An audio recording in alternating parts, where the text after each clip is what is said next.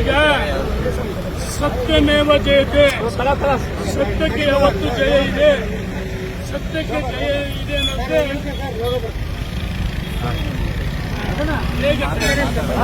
ಸತ್ಯಕ್ಕೆ ಜಯ ಇದೆ ಅನ್ನೋದೇ ಇಂದು ರಾಜ್ಯ ಉಚ್ಚ ನ್ಯಾಯಾಲಯದಲ್ಲಿ ಎಲ್ಲಿ ಸಿಟಿಯವರು ಬರ್ತಾ ಇದ್ದಾರೆ ಅಲ್ಲಿಂದಲ್ಲಿ ಬಿಡುಗಡೆ ಮಾಡಬೇಕಂತ ಹೇಳಿ ನ್ಯಾಯಾಲಯದಲ್ಲಿ ಆದೇಶ ಆಗಿದೆ.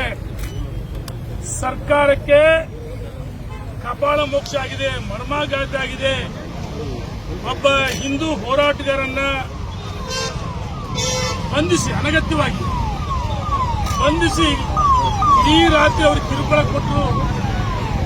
ಅದರ ಪ್ರತಿಫಲ ಇಡೀ ರಾಜ್ಯದಲ್ಲಿ ಭಾರತೀಯ ಜನತಾ ಪಾರ್ಟಿ ಕಾರ್ಯಕರ್ತರ ಮುಖಂಡರು ಅಷ್ಟೇ ಅಲ್ಲ, ಸಾರ್ವಜನಿಕ ಬಂಧುಗಳು ಸರ್ಕಾರಕ್ಕೆ ಚೀಮಾರಿ ಆಗ್ತಿದ್ದಾರೆ.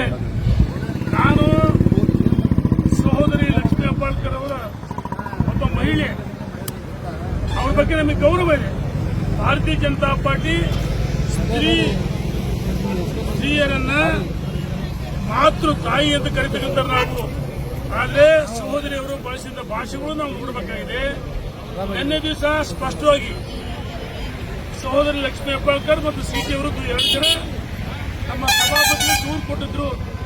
ಆ ದೂರು ಕೊಟ್ಟಂತ ಸಂದರ್ಭದಲ್ಲಿ ಯಾವುದೂ ಸಾಕ್ಷಿ ಇಲ್ಲ, ಆಡಿಯೋ ಇಲ್ಲ ಅಂತ ಹೇಳಿ ನಿನ್ನೆನೆ ಇದನ್ನ ಕೇಸ್ ಕ್ಲೋಸ್ ಮಾಡಿದ್ರು. ಆದರೆ ಅನಗತ್ಯವಾಗಿ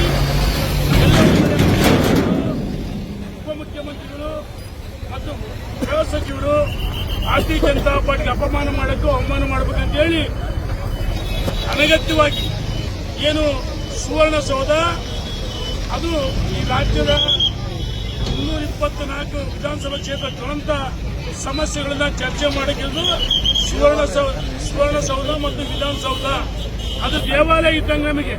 ಆದ್ರೆ ಆ ದೇವಾಲಯದೊಳಗೆ ಕಿಡಿಗೇಡಿಗಳು ನುಗ್ಗಿ ಗಲಾಟೆ ಮಾಡ್ತಾರಂದ್ರೆ, ಒಬ್ಬ ಮಾಜಿ ಸಚಿವ ಹಾಲಿ ವಿಧಾನ ಪರಿಷತ್ ಸದಸ್ಯರು ಅವರಿಗೆ ಹಲ್ಲೆ ಮಾಡ್ತಾರಂದ್ರೆ, ಇನ್ನ ಸಾಮಾನ್ಯ ಜನರ ಗತಿಯನ್ನು ಇವತ್ತು ಜನ ಮಾತಾಡ್ತಾ ಇದ್ದಾರೆ. ನಿನ್ನೆ ಅವರು ತಲೆ ಕಲ್ಲಿಲ್ ಹೊಡ್ತಾರೆ.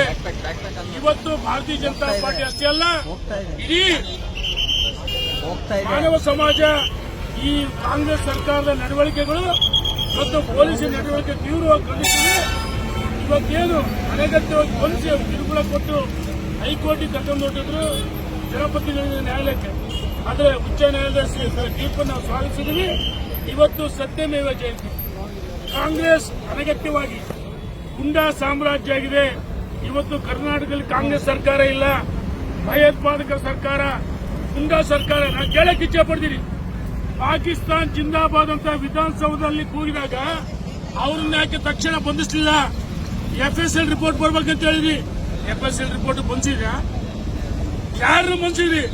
DK ಶಿವಕುಮಾರ್ ಅವರು ಕುಕ್ಕರ್ನ ಸ್ಫೋಟ ಮಾಡಿದ ಬ್ರದರ್ಸ್ ಅಂತ ಹೇಳ್ತಾರೆ.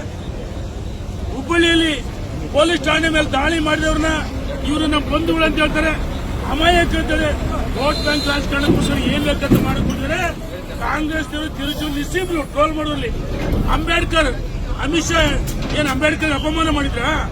ಅಂಬೇಡ್ಕರ್ ಅಪಮಾನ ಮಾಡಿಲ್ಲ.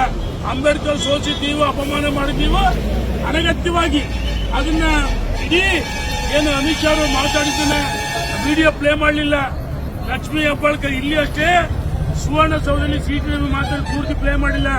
ಅವ್ರು ಏನ್ ಹೇಳಿದರೆ, ಅಧಿವೇಶನ ನಡೆಯುವ ಸಂದರ್ಭ ಗಲಾಟೆ ಆಯ್ತು, ಅಂಬೇಡ್ಕರ್ ಬಗ್ಗೆ ಪ್ರತಿಭಟನೆ ನಡೆಯುವ ಸಂದರ್ಭದಲ್ಲಿ ಹತಾಶೆಯಿಂದ ಈ ರೀತಿ ಮಾತಾಡೋದು ಕನ್ನಡದಲ್ಲಿ ಸ್ಪಷ್ಟವಾಗಿ ಇಂಗ್ಲಿಷಲ್ಲಿ ಹೇಳಿದ್ರೆ ಇದನ್ನ ಅರ್ಥ ಮಾಡ್ಕೋಬೇಕು. ಸುಳ್ಳು ಯಾವತ್ತು 100 ಸುಳ್ಳು ಹೇಳಿದ್ರು ಅದು ಸತ್ಯ ಯಾವತ್ತೂ ಆಗಲ್ಲ. ಸುಳ್ಳೆ ಸಾಬೀತಾಗಿದೆ. ಸತ್ಯಮೇವ ಜಯತೆ. ಧನ್ಯವಾದಗಳು. ಹೆಚ್ಚಿನ ವಿಡಿಯೋಗಳಿಗೆ ಪ್ರತಿಧ್ವನಿ ಯೂಟ್ಯೂಬ್ ಚಾನೆಲ್ ಸಬ್ಸ್ಕ್ರೈಬ್ ಮಾಡಿ, ಬೆಲ್ ಐಕಾನ್ ಕ್ಲಿಕ್ ಮಾಡಿ.